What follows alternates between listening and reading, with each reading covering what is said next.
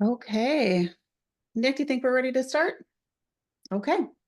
Welcome, everybody. On behalf of the Center for Climate Literacy, I'd like to welcome you and thank you for joining us for today's event with Dr. Jennifer Atkinson.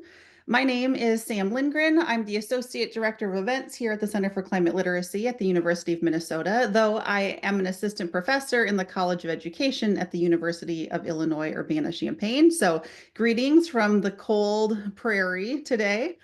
I'm also joined by the Center's Associate Director of Community Engagement, Nick Cleese. But we are very excited to welcome and introduce you to Dr. Jennifer Atkinson, who is a professor of environmental humanities at the University of Washington in Bothell and the co-editor with Dr. Sarah Ray of the Existential Toolkit for Climate Justice Educators, a book that offers strategies to help young people navigate the emotional toll of climate breakdown. In 2017, Dr. Atkinson created one of the first college seminars on eco-grief and climate anxiety in the United States. And since then, she has led public seminars on climate distress in partnership with youth activists, climate scientists, psychologists, and policymakers. Her podcast, Facing It, also gives people tools to channel eco-anxiety into action. Dr. Atkinson's work has been featured in the New York Times, the Washington Post, the Los Angeles Times, National Geographic, amongst many other outlets. Dr. Atkinson's previous book, Gardenland, Nature, Fantasy, and Everyday Practice, explores the relation between writers and their gardens, along with the development of horticultural literature as a fantasy genre, where people enact desires for social justice, joyful labor, and contact with nature. Dr. Atkinson lives in Seattle, where she has taught at the University of Washington since 2010. Dr. Atkinson, we are so thrilled that you are here to share your work with us, which has inspired some of my own work in my teaching, and as it has with Nick's. For those of you who are in attendance, as you have questions for Dr. Atkinson, feel free to drop them in the chat and in the Q&A. We'll keep an eye on it and facilitate a question and answer at the end of Dr. Atkinson's talk. All right, Dr. Atkinson, thanks so much. Great. Thank you so much, Sam and Nick and all of you who are attending today. So my plan is to hopefully keep my talk to about 45 minutes or so I can leave time for that Q&A at the end. And I tend to not look at the chat while I'm talking because I get so distracted. And sometimes people like the questions are so great or there's ideas or resources and then I get curious about them and it kind of, anyway, takes me a bit off track. But we'll come back to those at the end. And if anybody, I'm going to drop this in the chat in case anybody needs to leave before the end of the session is over. But if you want to revisit a particular point that I cover, you can check out my podcast, my website, where a lot of the articles and research that I cover in my slides are there. And I also even put my social media there. I tend to post stuff about talks and other resources. And the book itself, which I'll talk about, also has its own webpage, and there are other resources there that both educators and students can use. And that's the website for that one is just the Existential Toolkit, or existentialtoolkit.com. And I'll drop that at the chat at the very end.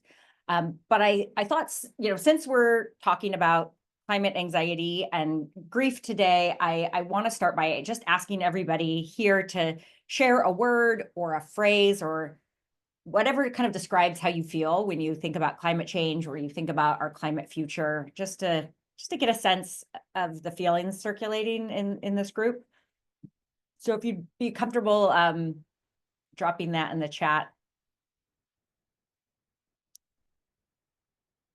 Wow, so glad we got somebody fired up.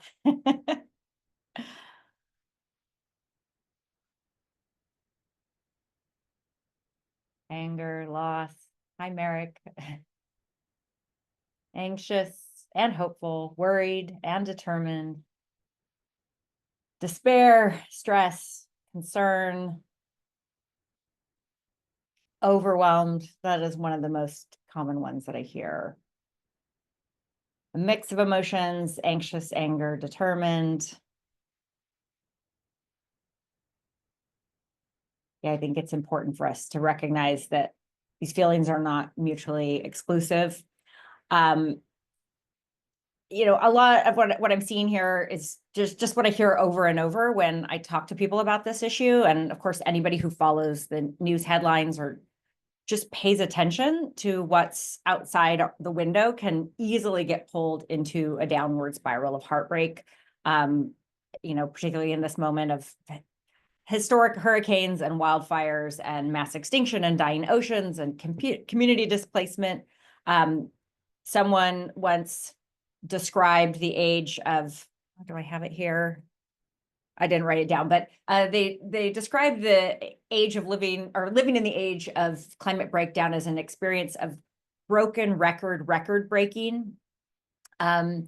And yet, because for the past 30 years, we've primarily treated the climate story as a science story and focused more on the physical damage of climate change than its impact to our landscape, this is not something that is often surfaced. And then in addition, most of the learning and conversations that students are having, at least at the university level, well, at all levels really, around climate change is still happening in science classes where planetary destruction is represented using statistics and graphs and numerical equations. And by and large, instructors aren't asking students how they feel about the issue. So a big reason that I kind of inadvertently got pulled into this field is, and I teach humanities, environmental humanities, which focus on how we engage with the natural world through literature and philosophy and the arts. So my academic background is actually in literature. And students from the sciences were coming into my class where they'd read poetry and explore art and philosophy around climate issues. And this profound grief and darkness would come pouring out as they were talking about issues that they never really brought up openly in their science classes. They were telling me they couldn't sleep at night, or they wanted to drop out of environmental majors because the material was so depressing. This slide here shows quotes from my students on the first day of class when I asked how they feel about the future. You can see, I feel hopeless, useless, and minuscule. Why even bother bringing children into an already dying world, and on and on. And the reason that's a problem is not just that young people are suffering. Of course, we don't want that. But from a practical standpoint, I'm looking at this as an educator and a climate activist myself. And the research shows that fear, despair, chronic anxiety, all of these are really a huge impediment to creative thinking and problem solving. And yet those are exactly the skills that we need for climate solutions. And of course, this isn't just young people. Eco-anxiety has become widely recognized in recent years. A few years back, it was the runner-up for Oxford's Word of the Year. It's been a flurry of books on the topics. Even the IPCC highlighted the emotional toll of climate change in their most recent report, as well as the UN Development Program, where they wrote that mental well-being is under assault because of climate and ecological breakdown. But despite the prevalence of this distress across age groups, it is especially acute among young people and adolescents, and it has a number of really unique dimensions that distinguish it in those younger groups from adults. One is simply intensity. When you look at all age groups, young people do report the very highest levels of climate anxiety and fear. And this is not just in the US or out here in Seattle where I work. It's a global phenomenon. Many of you might be familiar with this study from 3 years ago where The Lancet published the largest research study ever done on mental health impacts of climate on young people. And the responses came from 10,000 teens from across the world. This was Brazil, the Philippines, Finland, Nigeria, US, India, Australia. 56% of youth said that they believe humanity is doomed. 1 in 4 are afraid to have children. 45% said that climate anxiety disrupts daily activities like sleeping, focusing on schoolwork, or even just trying to enjoy themselves, hanging out with their friends. And 77% characterize the climate, our climate future as frightening. And that leads to my second point, that young people actually feel robbed of their future. So for college age students that I work with, they're at an age that's profoundly future oriented, where so much mental energy is invested in what happens next. What kind of job will I have? Where will I live? Will I get married? Will I have kids? Where do I want to travel after I graduate? And all of that planning really gets thrown into question by climate change. So while people in, say, my generation and older report high levels of solastalgia, the term that's gotten a lot of play in capturing grief over the loss of conditions from when we were younger and when the climate was more stable, what many youth are mourning really is a loss of the future rather than the past. Again, maybe it's the children they'll never have, or just the fact that they won't have the same security as their parents' generation. In an article that my colleague, Sarah Jaquette Ray, wrote, she described this as coming of age at the end of the world. And I think that sums up people's predicament quite well. Third, as the Lancet report indicates, our failure to act on climate is robbing young people not just of ecological stability, but also their joy and well-being. And insofar as climate inaction is foreclosing on young people's hope in their own future, they argued that it constitutes a kind of moral injury. And what I personally found the most interesting about their report is that the young people in it actually said that they could deal with the physical impacts of climate change. What made it feel so intolerable was the sense of betrayal and inaction on part of governments and leaders and a whole generation, a generation before them. In short, the very people who are supposed to protect young people and kids. And for me, this felt like the most important insight or the big headline to come out of that Lancet study. The fact that young people are deeply distressed in itself isn't surprising, although the study does a helpful job putting numbers to it. But I think this feels like the real takeaway, that mental anguish around climate change doesn't come from temperature increase so much as from feeling abandoned and betrayed. And I encounter this really commonly in conversations with my students who say, your generation knew the science, so you were acting in full knowledge of the consequences of burning fossil fuels, and yet you kept doing it. And that really gets to that moral injury piece. A fourth feature of eco-anxiety among young people is feeling vulnerable and powerless. So I often hear from students that it is not comforting, but actually angering when older generations tell them that they are the hope for the future. And it's, I think, captured really well in this cartoon.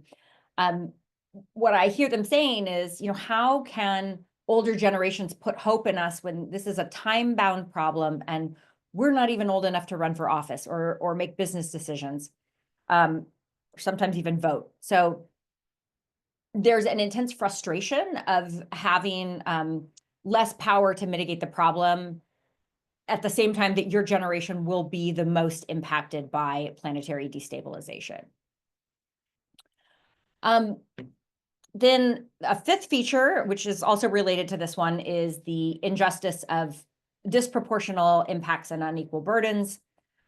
So young kids especially are much more at risk from climate impacts than adults because their bodies are more vulnerable. So they're already being harmed right now simply by virtue of being younger and more physically vulnerable.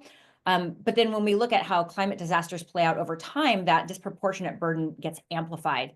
So in 2021, there was a study published in the journal Science that projected that children being born now will experience extreme climate events at a rate between 2 to 7 times higher than people born in 1960. And just to get more granular, they said someone who's 6 years old right now, on average, will face about 7 times more heat waves during their life than someone from their grandparents' generation. And that matters because, at least in the US, heat is the leading weather-related cause of death. But then this plays out over cyclones, wildfires, river floods, crop failures, and droughts. And then this is amplified even more for young people in low-income countries in the Middle East and sub-Saharan Africa, who will experience the largest increase in climate disasters. So with that said, the harm of climate change isn't just a matter of intergenerational inequality, but also racial and economic and gender inequality. The Yale program on climate communication has been running surveys on public perception for longer than almost any organization that focuses on climate. The most recent report was from 2022, and nearly 65% of people of color reported being alarmed or worried about climate change. Those are the blue and the green blocks in this image here, compared to around half of white respondents. And when the study combined age, gender, and race, the group experiencing the absolute highest climate stress is young women of color. And this makes sense because these groups know that they are the most vulnerable to climate impacts and yet have the least access to resources. And of course, the same holds true on a global scale, where youth respondents in poorer countries had much higher levels of climate anxiety than their American counterparts. Going back to that Lancet study, they showed that the Philippines was the highest, with 92% of youth saying that the future was frightening, compared to 68% in the US. And then, the injustice here, of course, is that these are the people who have contributed the very least to greenhouse gas emissions, wrecking the planet. A final feature of youth climate anxiety that I'll mention is the way our media fuels despair. And when you consider that media coverage of environmental news is overwhelmingly told in the negative frame, about 85% focuses on problems and just outright calamity rather than solutions, according to media research. It's no wonder that we're all in a semi-permanent state of panic, both kids and adults. 72% of respondents in a Harris poll said that negative environmental news stories affected their emotional well-being. So it is immensely helpful to my students when I remind them that the alarm they feel when they're sucked into a news cycle is truly by design. The news is a profit-driven enterprise that can't survive if we don't click on those headlines. So sensational or catastrophic stories are going to get more coverage than undramatic stories of long-term community change and improvements in policy, or all the behind-the-scenes work of generating solutions that just doesn't really pair very well with exclamation points and sensational images in a news feed. So if we want to build resilience, we just need to be constantly aware that at least consciously aware, if not constantly, the media is manipulating the public to a point where we fall into these doom scrolling loops and can't stop checking and refreshing and monitoring every development. And I think from this last week, I had this experience, and I'm sure pretty much everybody here did, with the Los Angeles fires.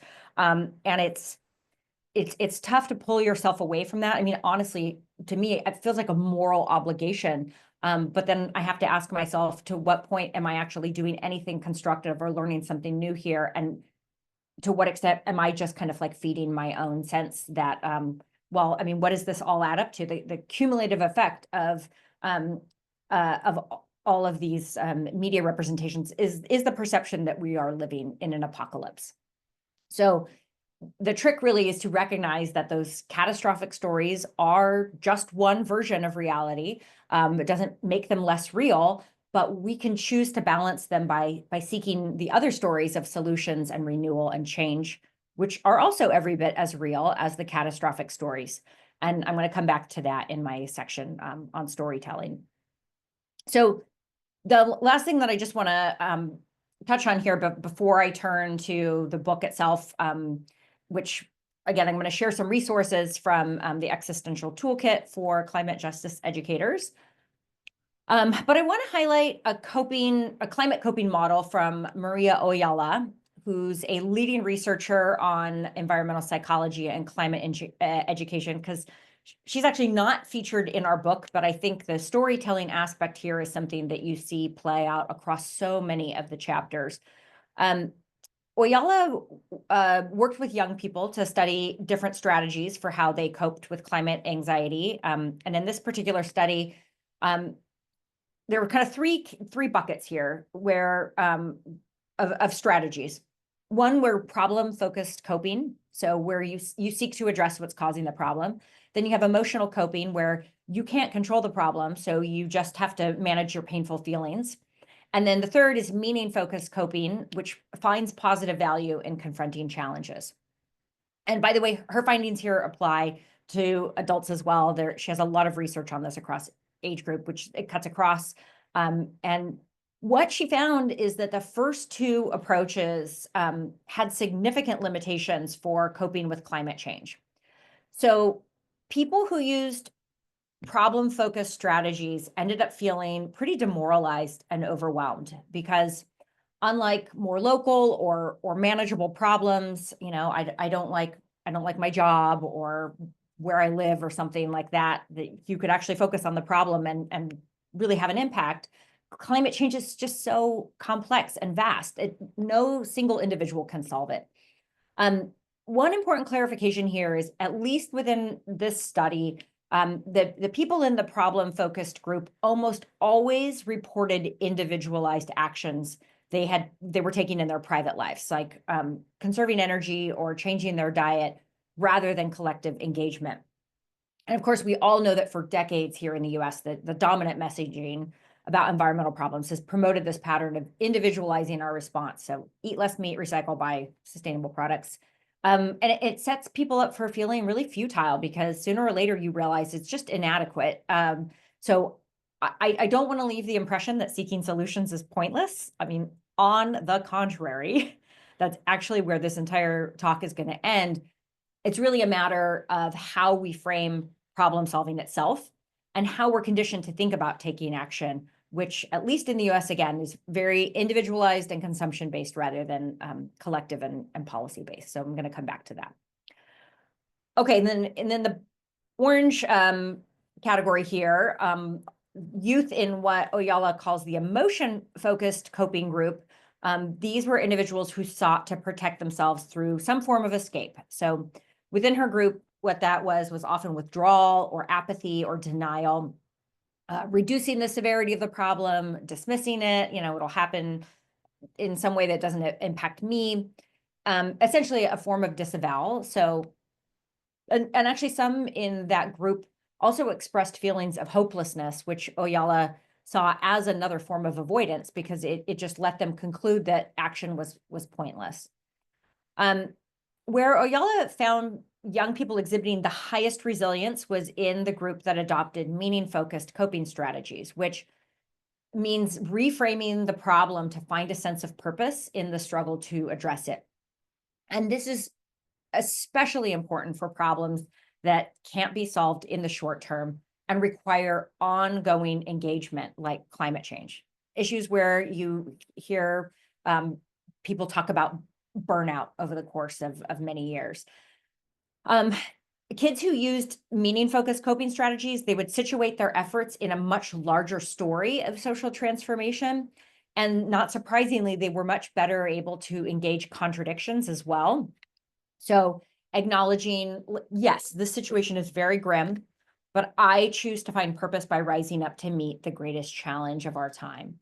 Or asking themselves, how could this crisis be an opportunity to dismantle structures of injustice? And what role can I play? Or what role can my generation play in responding with courage and compassion? And to me, coming from a humanities background, this feels really exciting because it centers the power of narrative and storytelling. So I'm going to return to this in the final steps of my checklist for building existential tenacity. So here is the checklist. And these points they're taken from our book, An Existential Toolkit for Climate Justice Educators.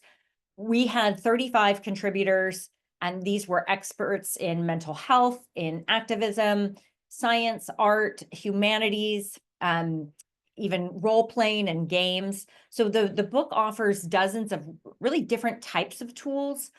Please get yourself a copy if you want to learn more. But there are really 6 common themes that we found that ran across the book. And so those are the ones I want to summarize here. And then if you're interested in looking at individual chapters, you can actually just get a taste without buying the book. Go to the website itself and look at the different web pages for different authors, which give you kind of a preview of some of the activities that they use in their classes. So the first step is simply acknowledging and making space to talk about emotional responses to climate. A 2019 poll from NPR showed that nearly 85% of parents, and this is true across the political spectrum, they thought their children should be learning about climate change, but only about half of them said that they talked to their own kids about it. And the same holds true for talking to anyone about climate. And this is something that I think is more pernicious than we might realize, because silence about environmental issues communicates an implicit message like fatalism or indifference, especially to younger people who don't hear their teachers, their parents, or other leaders addressing this. Um, but then, in addition, a huge part of people's climate depression and anxiety around climate actually comes from feeling alone and isolated. In the surveys that I've done with my students, they often think and they say that no one else is as scared or distressed as they are.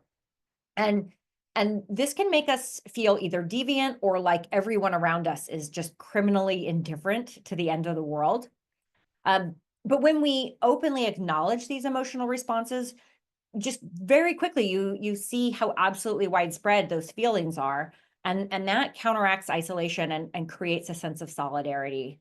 In fact, when I resurveyed my own students at the end of the quarter, they said over and over that the single most helpful thing about taking my seminar wasn't anything that I said. It was being in the room with others who were talking about the same struggles, being heard when they voice distress. And I think that's a really important takeaway, because I want to acknowledge when I started doing this, I felt like just wildly unqualified. I don't have a background in psychology. Um, I, I was familiar with some of the resources, but I really think that we can overemphasize like expertise, that you like have to have some sort of background in climate psychology in order to facilitate these conversations. And I think really the most important thing really is just creating the space so that people can support each other. Um, and the book also has some really thoughtful ways to facilitate that, even if you're just a student or a concerned community member that doesn't necessarily have training, but that wants to help. Then the second tool involves reframing and working to recognize a perceived deficit as something that may actually be quite empowering. Above everything, all of our contributors just directly reject thinking of eco-anxiety as a dysfunction or a mental illness, or medicalizing it in some way that locates the problem in the individual instead of the social structure. And of course, grief and anger and sadness are actually healthy and appropriate responses to climate destruction and biodiversity loss and this unprecedented harm. It's true that we don't want those emotions to hijack us and derail our mental health, but at the same time, we do need to honor them and recognize the important role that they play in this story. So I encourage my students to see eco-anxiety as a moral emotion, a sign of attachment to a livable world that comes from compassion and desire for justice. And the same is true with grief. I think because it's painful, my students often see their own grief as a sign that something wrong with them and it needs to be fixed. But of course, grief arises from love and attachment. And I think that's crucial to remember in an age where the lack of compassion and love for other living beings, for forests and rivers and wildlife is precisely what has allowed us to harm them and treat them as mere resources in the first place. But when we grieve and feel the pain of loss, we remember that our existence and our well-being are deeply entwined with other lives and other species, and that grief is an expression of empathy with other beings and a way of honoring our connection with them. Malkia Devich-Cyril has one of the best responses to this, where she says, "Joy is not the opposite of grief. Grief is the opposite of indifference." And I don't think the environmental movement has been very good at honoring this, precisely because its messaging around climate change is so rooted in urgency. And this is something we could talk about in the Q&A. I think that urgency is very understandable given our timeline, but it often sends a message that we just don't have time to dwell on our feelings. So we rush past our own emotional needs. We jump straight into action. And in skipping that in between step of processing the emotional toll of all of this lost beauty and life, we're really bypassing the insights that motivate us to fight for our world in the first place. So with my students, we talk really openly and try to shift our thinking towards seeing grief as an alarm system, alerting us that what we cherish is at risk, or recognizing dark emotions like this as allies, in fact. Because in reframing climate anxiety as a moral emotion, as an ally, now something that we imagined as an obstacle is transformed into a doorway towards a different relation to the planet. And there's also, what I say is, as a humanities person, it sounds squishy and such, but there's like actual data on this. One example is that people with high levels of eco-anxiety do engage in pro-environmental behaviors more frequently, and they're more focused on finding solutions. The next step on the checklist is to gently question all or nothing thinking about climate change, which is just so prevalent and tempting in a conversation defined by the rhetoric of deadlines and tipping points and 1.5-degree thresholds. Once again, invoking that study of the 10,000 teens across the globe, more than half of them said they believe humanity is in fact doomed. First, the science doesn't really support that. I guess it depends on your definition of doom, but I think for young people, that stance can almost feel like an ethical repudiation of the previous generation with its culture of denial that enabled so many years of political inaction. But the problem is thinking of denial and doom as opposites is itself a kind of false binary. So just to clarify terms, on the one side, we have denial, which is dismissing or turning away from the problem, like it's not real or it's not that bad. And then on the other side, doomers will say it's all too real. And in fact, it's so bad, we're screwed, it's too late. The catch is when we decide it's too late, that does become or can become a self-fulfilling prophecy. The fossil fuel industry actually benefits from the rhetoric of doom because if our efforts are indeed pointless, we might as well just keep going with business as usual and enjoy the party while we can. And many climate scientists and activists are now arguing that, in fact, doom has replaced denial as the new big obstacle to motivating people. We used to have inaction because the problem was too remote. Now we have inaction because it seems too inescapable and overwhelming. And Michael Mann, perhaps the world's most well-known climate scientist, right? He's the guy that came up with the hockey stick graph that we're familiar with. His most recent book calls this doom mentality the new climate war. So I like to share with my students the way psychologist Leslie Davenport frames both climate denial and doom as a basic psychic defense against the enormity of the problem and the human discomfort with uncertainty and ambiguity. And Davenport is also a contributor to our book. So she explains that we don't like to be in an in-between state where we're unsure what's going to happen. So while that sometimes leads to disavowal and turning away, other people go towards doom, right? It's too late, can't do anything. And Davenport says that paradoxically, moving to either one of these places provides a kind of psychological relief because, one, it excuses us from acting, and two, it gets us out of that uncomfortable gray zone where we're suspended between multiple possible outcomes, and we don't know how the story is going to end. We have to live with that ambivalence. That uncertainty is very unsettling, and at least with doom, you know what to expect. So I think the climate era requires us to get a lot more comfortable with uncertainty as we face this path ahead. I'm going to skip this. Rebecca Solnit comes up everywhere, so not an unfamiliar voice around this question of uncertainty and how we might redefine hope as actually indeed uncertainty. And this is precisely where the power of storytelling and imagination come in. So if what comes next is unknown, we have the opportunity to help write that next chapter ourselves. But the first thing we need to do is move away from the conventional rhetoric of catastrophe, which has dominated climate discourse for a generation. News, fiction, Hollywood movies, and in fact, the classroom.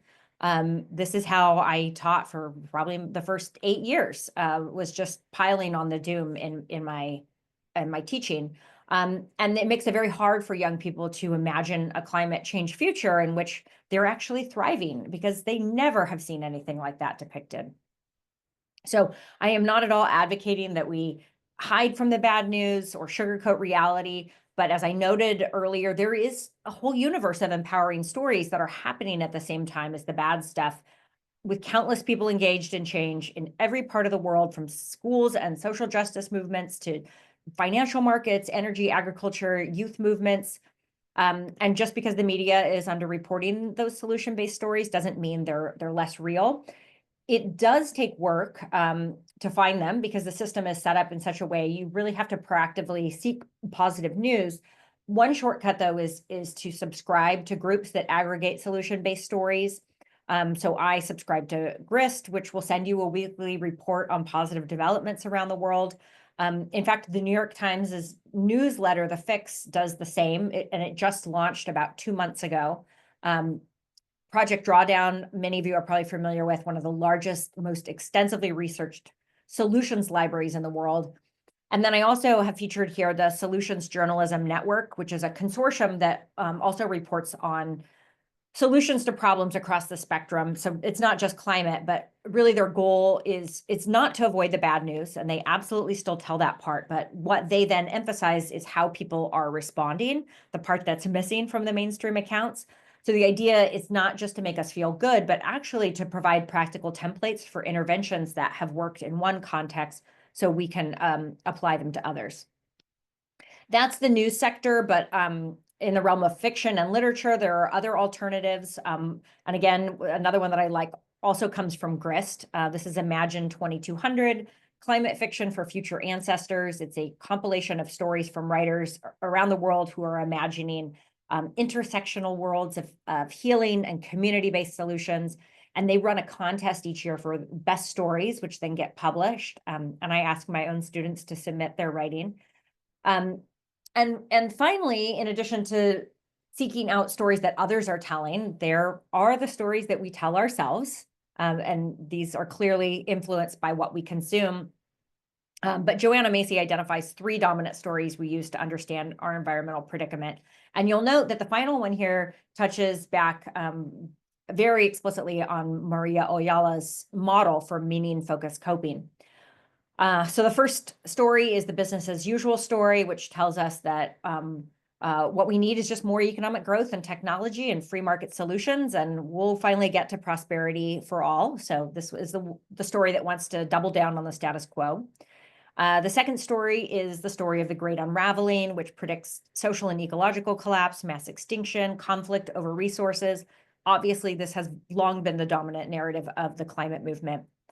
And then the third story is what Macy calls the Great Turning, which sees in our current moment this possibility of profound social transformation and a turning towards genuine sustainability and environmental justice. And I think what's important is that Macy says the point is not to argue over which of these stories is correct, since they are all in fact happening. The real question is, which one do we invest in? And she writes that the third story of healing and recovery and justice is where you will turn when you acknowledge that the first story is leading us to catastrophe, but you refuse to let the second story have the last word.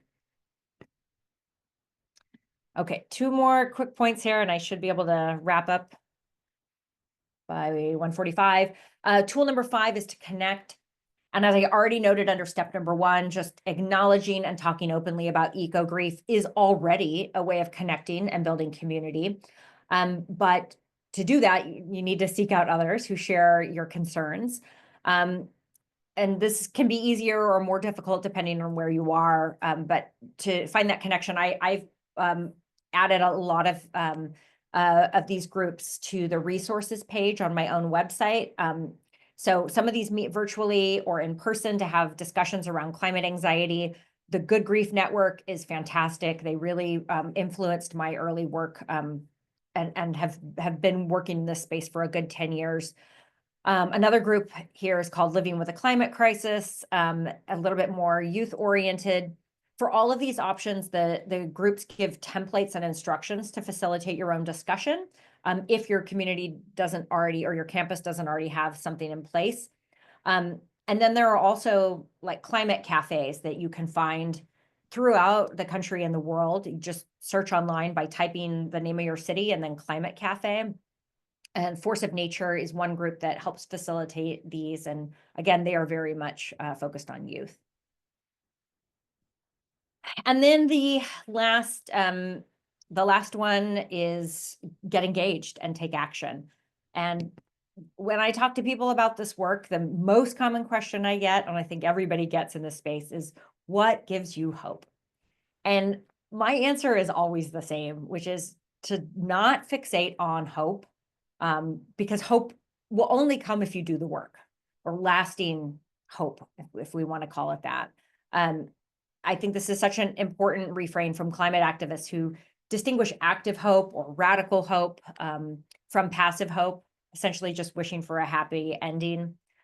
Costa Rican climate writer Diego Ortiz says that real, good, useful hope has nothing to do with positive news. Instead, it is profoundly linked with action, both ours and others alongside us. There's only one way to earn hope, and that's rolling up our sleeves. And I like this framing of hope as something that we earn or something we do rather than something we just get to have. But that still raises the question, like, okay, well, what do we do? And I think the bad news here is also the good news, if we can think about it that way. Since the problem is, in fact, everywhere, we really can approach it from wherever we are. I think that the Climate Mental Health Network does a great job recognizing this through the tools that they have on their website. So if you go to their resources page, it's listed under that pulsing arrow on the slide. There's a section on Learn and Act that walks people through steps of identifying ways to get involved that both draw on our personal skills and interests, and that also nourish us in the process. Because of course, taking action can also be a form of taking care of ourselves and each other. And there just is no one size fits all action. It might be through art or advocacy or food or community organizing. This is all needed. Another element that I like, to come up here, from their worksheets is this model that Leah Penniman contributed. And it helps people think through whether they're a resistor, a reformer, a builder, or a healer. And then it gives a ton of really specific actions that fall under each personality type. Of course, a person can be more than one type. And actually, I'm going to drop the link to that worksheet right here in the chat. What's on my mind? But I think just as important, again, is doing this work as part of a collective movement. This is just invaluable, and I'm going to just list 3 reasons. There are so many more. We could talk about that part all day, but these 3 points link back to the ones I've already made. 1, acting as part of a team counteracts feelings of loneliness and isolation that are so prevalent. So it's very powerful psychologically. 2nd, it offsets that sense of disillusionment and futility that comes from individual drop in the bucket approaches, because if you're part of a larger team, you're contributing to a widespread network, then you leverage that collective power and can actually see how all of those individual contributions add up to a larger movement for social change. And 3rd, being a part of something bigger than you promotes a sense of purpose. Then that's the meaning-focused element that I touched on. Many philosophers and writers and wisdom traditions remind us that often despair doesn't necessarily come from the crisis itself, so much as from a longing for a sense of purpose and from the absence of fellowship in the midst of those hard times. But once we're working alongside others to address climate change, we can see ourselves as taking on one of the greatest challenges in history and being part of a global movement to create a better world by preserving the life support systems of the planet. I mean, like, what could possibly be more meaningful than that? So that wraps up my checklist and the talk. Again, my website, it's the yellow box here. And please also feel free to connect on social media. Again, I try to post different resources that are coming out. podcasts and teaching modules and such, and I love to stay in touch with folks. So in case you came in after I originally posted it in the chat, I'll post that one more time. So that's my social and my website. So that'll do it. And we'll just see. And again, one of the things I noted is I'm just as happy to kind of like hear other ideas from the room as to answer questions. I've been talking here for a bit. And I do think there's typically an immense amount of wisdom in the group. And so we can always kind of crowdsource ideas around how to approach some of these different issues. Dr. Atkinson, thank you so much for sharing about your very impressive work and the very important work that you do, as well as about this new book. It's so practical. I was sharing with Dr. Atkinson before the webinar started that I'm planning on using it in my spring class. And in fact, some of my students I see are in the session. So this is a great introduction to some of the material we'll be covering later. We have some questions already in the chat and in the Q&A. And Dr. Atkinson, I'll maybe just read off the first one and let you decide if you're going to answer it or throw it back to the group. Igul asks, if you could recommend one piece of advice to an educator just beginning their climate justice journey, what would it be? One piece of any advice oh my gosh, I'm going to be completely honest. I spent a nanosecond trying to like come up with something like, can I make up a response? I would be making something up, because again, it's like asking, what's one piece of advice for life? And I guess any of us could answer that, but it's not going to be universal, because your journey, your skills and talents, your background, your perspective, your unique skills, are going to be different from others. Maybe one thing I would say, because I think this would be true for most anybody, is I think it's really important to find your people and stay connected with others who are passionate about the kind of work that you're doing and the kind of issues that you feel passionate about, because it is inevitably demoralizing at times. There are inevitable setbacks. The work is hard. The odds are immense. And we will be doing this for the rest of our lives. So I think that we can't forget to leave out, we can't forget about joy and pleasure. And I think that sounds so counterintuitive to many who think about the burdens of the work, and those are certainly real, but other emotions like pleasure and humor and joy and even irreverence, like they need to be part of the conversation too. And so just to remember, and we saw this in the chat at the very beginning of people saying, I feel completely overwhelmed and curious and excited, or I feel incredibly sad and yet hopeful. So it's possible to feel many contradictory emotions at once. And we would be able to bring more people into the climate movement, not to mention sustain all of us who are already involved, if we recentered pleasure and joy in this work and really took cues from social movements and people who've been doing this work for a long time. Because like historically, no movement for change has lasted for very long if misery and shame were the driving feelings behind it. Successful social movements, they find a way to make at least some parts of that activism a pleasure to take part in. So being together with others, music and art and creativity and building community, that's what makes the work a restorative experience, that allows us to feel connected to each other and have a shared sense of purpose. So the work is still difficult, but it actually can feel good in addition to feeling difficult.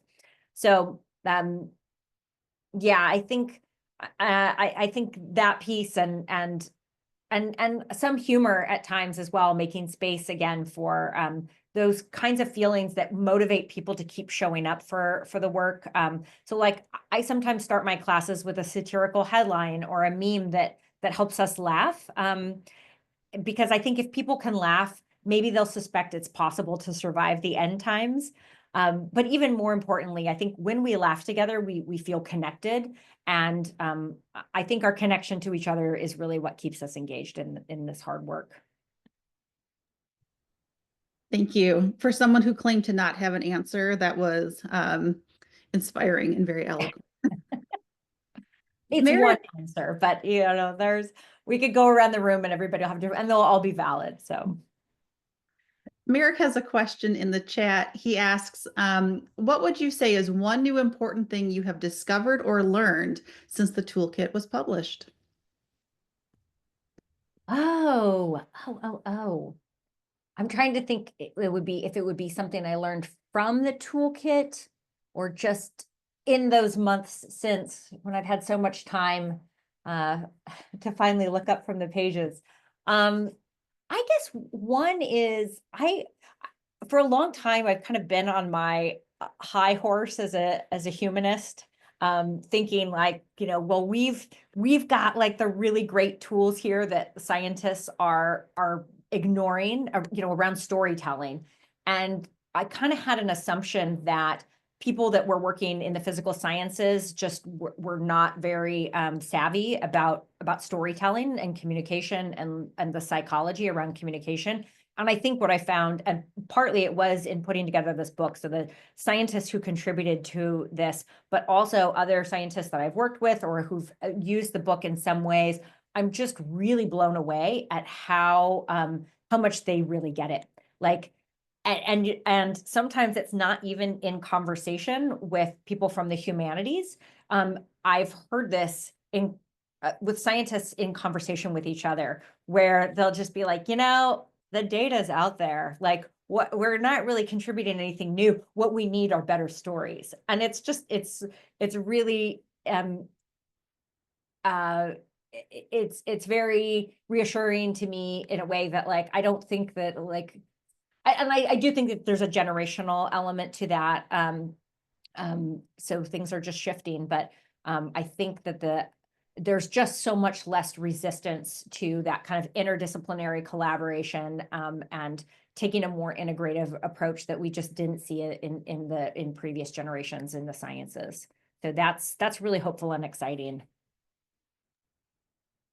That is hopeful and exciting. A question that someone sent to me directly is about how you manage your own climate emotions, particularly anxiety and grief and hope when you're teaching your students and end up in some cases managing their feelings. So they ask, what is it like for you as an instructor to manage your own emotions when you are teaching about them to others? Yeah, that's a great question. And that's actually something in the introduction to the book, we addressed that directly because that was such a central question to Sarah Jaquette Ray and I in creating this book, and so many of the contributors who came to the group, which was the like how can we support students when we ourselves are feeling so much despair and burnout? And I mean, I felt like a fraud so many days walking into the classroom when I know I was up all night dwelling on the end of the world. And then I'd say something that I don't recognize as my own beliefs, like that'll come out of my mouth to my students. I don't know if it's convincing to them. So there's this let's see, let me just answer this more directly. So I think what we really try to center in the book is that there are limitations and there need to be boundaries for instructors, because we cannot become the spiritual counselors to all of our students. And there are gendered aspects to that. There are racial aspects to that, where certain instructors will be sought out for that kind of to do that emotional labor disproportionately. If you look at who are those students actually coming to their offices to like unburden themselves, and so that becomes again another form of unacknowledged labor. And so I think the trick is all along the way is trying to build a community in the classroom so that students are providing that for each other. Because what I noticed is in the classes, if I teach like in a big lecture hall where I'm not able to do as much of that community building, and there are ways to do that in large spaces, but if I don't build that in intentionally, where students are getting to talk to each other and build trust among each other, I end up getting so many more of those students in my office because they need me. And when I've invested the time into helping build a community where they can support each other, then they go to each other and they would really rather do that anyway. So that kind of like goes up and down the spectrum or across the spectrum in terms of like what is the most sustainable way to go about this work is about building that sense of solidarity. And then that's also, it's not just beneficial to me in the sense that it like took some extra work off of my plate, but then there's also a community that I feel like I can participate in. And sometimes I've had those students now go off and graduate, and like, when I run into them, they'll say things that are inspiring to me. Like, I feel like I could turn to them if I ever really like dissolve into despair, like in one particular month, and they could actually provide that support. So that would be my answer to that. Excellent. Our very last question before we let you go, Dr. Atkinson, is a lot of young adult literature is focused on surviving the end of the world, climate related. Can you recommend a young adult novel that has a more hope-based or engagement-focused theme?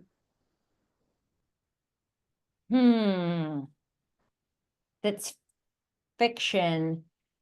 Yeah, I'm thinking of like, so I have, and I'm just so sad to admit this, but I'm a realist as well. Like, I've really struggled in assigning full-length novels to my students. They're just not like reading them. So I've looked a little bit more towards shorter stories.